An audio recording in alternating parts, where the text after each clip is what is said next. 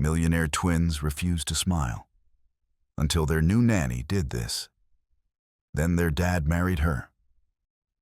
No, you're not listening. They don't smile. Like ever. Not even a little twitch. Nothing. That's what the last nanny said before quitting. Fourth one this year. And it was only June. When Ava showed up at the mansion gates, soaked from the rain, hair sticking to her cheeks, she looked like she'd taken a wrong turn from a hostel. Not exactly the polished Mary Poppins type Mr. Ramier usually hired.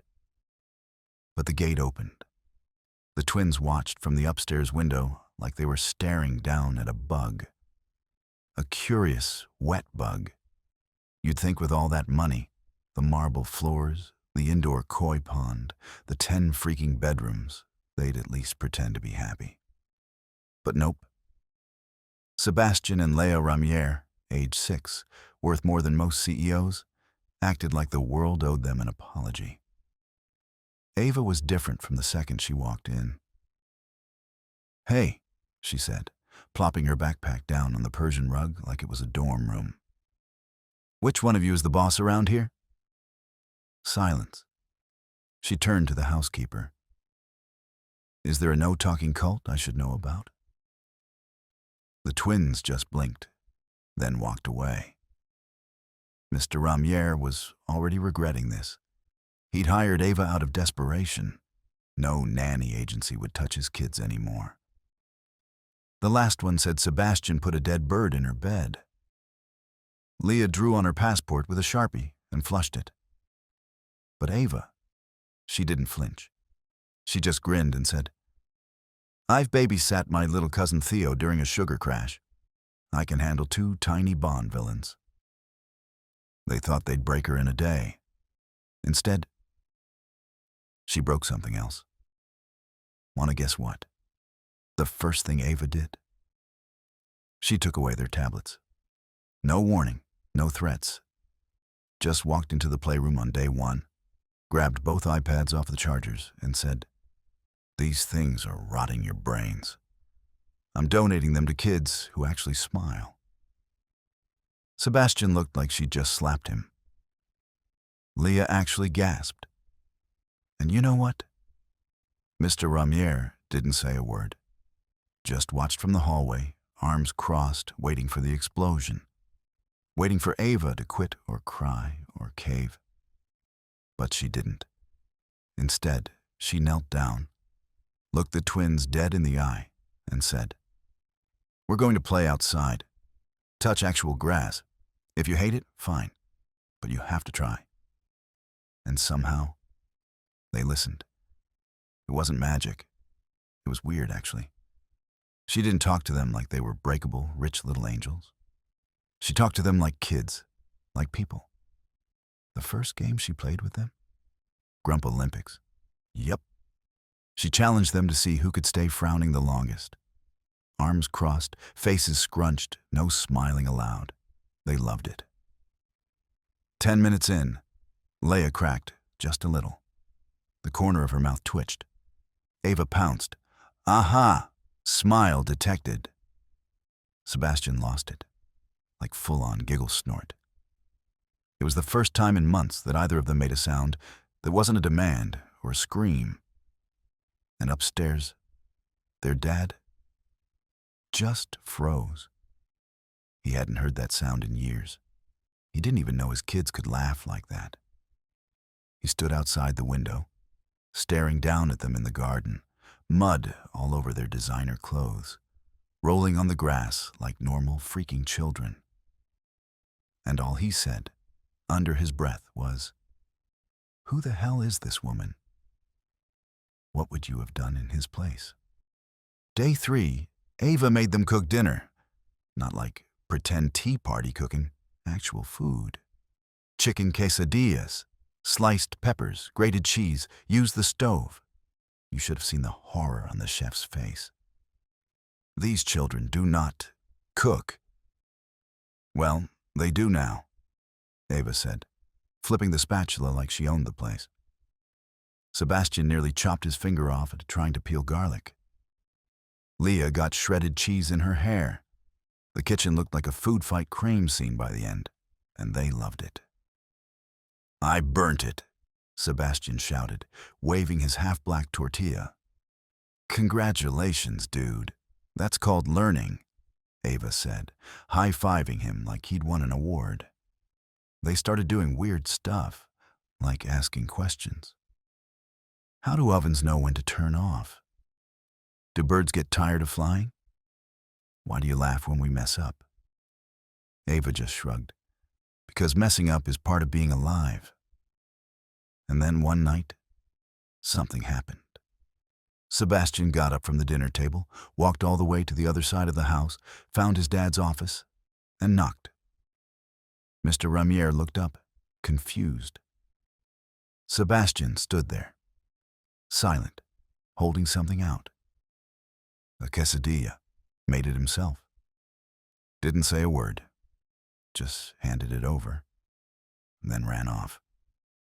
Mr. Ramier didn't eat it right away. He just stared at it for like 15 minutes, like it was a message in a bottle, like it meant something more than melted cheese and a burnt tortilla. Ava had no idea he even got it. She didn't ask, didn't mention it. But the next morning, he joined them for breakfast, suit and all, sitting at the counter while Léa told him a story about Ava falling into the koi pond by accident. He smiled, and that was the first time they'd ever seen him do it. So here's where things got strange. Because the twins, they didn't just start smiling. They started changing. Léa drew Ava a picture, like an actual drawing, with crayons. It was of the three of them, Ava, Léa, and Sebastian, holding hands in front of the mansion with this big sun in the sky and giant letters that said, "My family." She misspelled it. Ava almost cried. And Sebastian, he started reading aloud, not because anyone told him to, but because he wanted to make Ava laugh with funny voices. They were still chaos gremlins, don't get me wrong. They put worms in Ava's shoes once and tried to convince her the koi pond was haunted. But they were alive now. Not robotic, not angry. Just kids. And Mr. Ramier? He started coming home earlier. One night, Ava caught him watching them from the doorway while they danced like maniacs to some ridiculous kid's song. He wasn't smiling. He looked confused, like he didn't know what to do with this. Later, Ava found him alone in the study, staring at a photo on his desk. His wife, the twins' mom, gone 3 years now. "You know," Ava said softly, "your kids, they don't need a perfect dad, just a present one." He didn't respond at first, just looked at her, really looked. "You talk like you've lost someone," he said.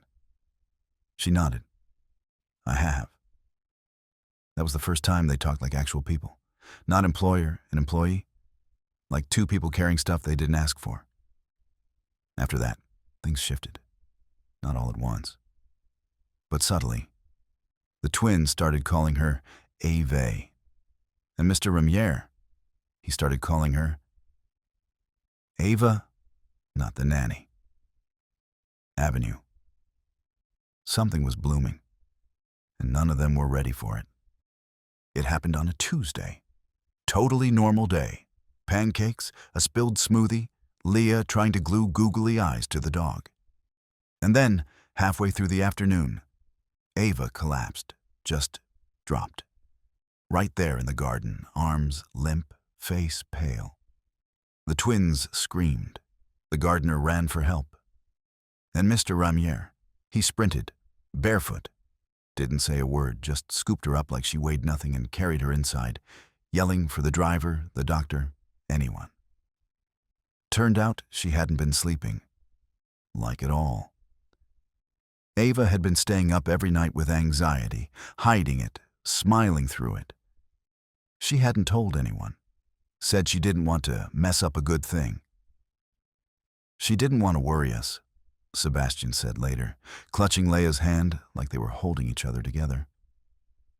Mr. Ramier sat by her bed for hours, and when Eva woke up, she whispered, "Did I ruin it?" He shook his head. Then, for the first time, his voice cracked. "Number you saved it." He told her everything.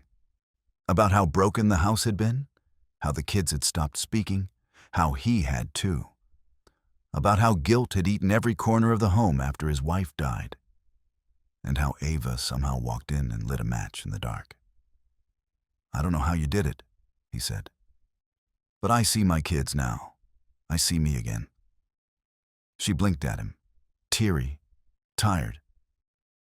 Then Léa burst in with flowers she'd picked herself, shouting, "Evie, I told Daddy we're keeping you forever." And Eva smiled, weak but real. "Forever's a big word, kid," she said. But inside, she was already thinking, What if this wasn't just a job anymore? After that day, everything changed. Mr. Ramier started showing up not just for dinners, but for the little things. The bedtime stories, the morning chaos, even the wild dance parties in the living room. One evening, Eva was sitting on the couch, exhausted when he sat down beside her. No big speech, no awkward tension. Just quiet. "You know," he said, "I've been an idiot." She looked at him, waiting. "I hired a nanny to fix my kids, but really I needed someone to fix me." She laughed softly. "Maybe we're both fixed now." He reached over and took her hand. The first time he'd done that without hesitation. The twins peeked from the hallway, watching. Sebastian gave a thumbs up. Léa grinned so wide I thought her face might split. A few weeks later, there was a small ceremony in the backyard. Not fancy. No photographers. Just a handful of friends, the twins running around in mismatched socks, and Eva in a simple dress. Mr. Ramier married Eva. Nobody expected it. Least of all the twins, who thought their dad would never smile again, let alone find love. But here they were, together. Because sometimes the person you think is just the help turns out to be the missing piece you didn't even know you lost. So, what would you do if someone showed you a new way to live? Could you let yourself believe in that? Or would you hold back, afraid to risk it all? If you were in this situation, what would you do?